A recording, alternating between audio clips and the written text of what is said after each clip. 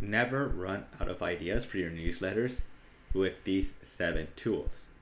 So in this video, I want to share with you guys 7 ways or 7 tools that you can use to find ideas for your newsletter so that you never run out of ideas.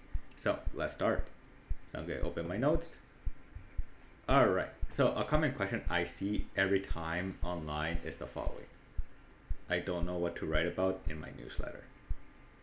Well, today in this video, again, I will be sharing with you 7 ways to find ideas, right? Not 5, 7 ways. Are you ready? Let's start. So, number 1 is Reddit, right? So you've probably seen, well, I mean, you already know about Reddit, right? So Reddit is a fantastic platform where a lot of people get ideas what to write about on their newsletter, right? You can search subreddits related to your niche, right? So like entrepreneur, marketing, small business, etc., right? So if you're into gardening, if you have a newsletter about gardening, right, or sports, right, then there's a subreddit for that, right? And then look at the post that gets the most comments, right? So that's where the real juicy stuff is, right? Is where you get the most comments, right? Those real problems people care about, right? So you can read the comments, and then there's usually in those comments a lot of questions that people have, right, about it. And sometimes the person who posted the comment, the post originally doesn't have the time or doesn't want to reply to those comments, right? It's just he's busy, right? They're busy, and that's where you could come in. Either you can create a newsletter and then like link that newsletter to that comment down below, right? So it's a great way to not only grow your newsletter as well, right, but also have content, right, for the following for your subscribers, right? Turn those questions, right, discussions into newsletter topics, right? Example, someone asks, how do I grow my email list without social media, right? Boom, that's a perfect email topic, right? Super simple. Number 2 is a really like lesser known tool called Answer the Public, right? So Answer the Public is a awesome tool that where it allows you to type in a keyword related to your niche, right? And it will show you all the questions people are asking on Google, right? So instead of having to go on Google, right, like you literally, like this platform literally shows you what people are typing in Google, right? So it's great for discovering what people actually want to learn, right? And then use those questions as subject lines or themes for your next few newsletters, right? So like you could just write that keyword inside Insert the Public, and it has so much topics that you go in. You'll have like content for weeks, right? Example type newsletters, right? You'll see questions like how often should I send my newsletter, or how do I get more subscribers, right? Boom, again, that's content right there. Number 3, you can use Perplexity AI, right? Of course, we gotta mention AI in this video, right? So think of this as if ChatGPT and Google had a baby, right? Perplexity AI is an awesome tool where you can ask it things like, what are creators talking about in email marketing right now, right? And then so when you type that in, right, it literally will scan everything, right? It will scan also Reddit, it will scan, just the whole web of what people are asking about when it comes to email marketing, right? And then it will summarize the trending discussions, right? Or you can even prompt it to create like top questions that people have about email marketing, right? And then it will literally write out the questions that people have depending on what it found throughout the whole web, right? And it's like super helpful, right? Because for researching quickly and turning big topics into bite-sized ideas for your emails. Number 4, trends, right? So by Google, right?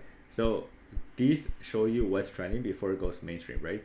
So like you can use the trend tool, right, to see what's trending, what people are searching for in Google, what are keywords are being hit right now, right, as well, so that you're always ahead of the curve, and you can write about topics before anyone else does, right? And so yeah, it's just a great tool to use. Number 5, Google's also ask section. So when you search something on Google, again for this video we're going to use newsletters, you can write like newsletters, like how to grow a newsletter, right?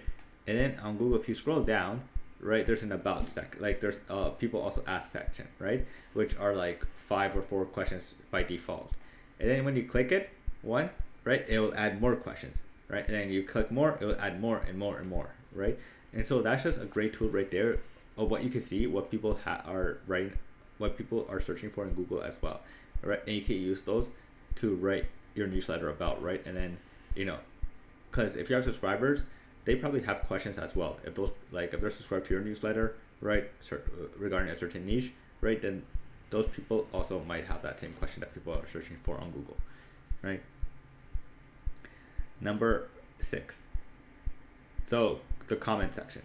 So this is probably one of like the lesser known ways that you could get content ideas for your newsletters. This is how I've gotten a lot of ideas for my past newsletter, right, about newsletters, right? You can read the comments under your own post or under posts from creators in your niche, right? I did this, right? The second part, I did this a lot. Where big creators, where they get like hundreds of comments, right, on X or LinkedIn, but they only respond to maybe 5 or 10, right? It's just because they don't want to spend other days just replying, right? So that's where I came in and I searched, and then I would either respond or I would just copy and paste that that question, you know, add it to my Google Sheets of common questions that people have about certain topic, and then I'll make a newsletter about it, right? Because if one person has that question, another person probably has that same question as well, right? So because people literally are telling you what they're curious about, and you just have to listen, right? And if you see the same question pop up multiple times, right, like that's your that's your next issue right there.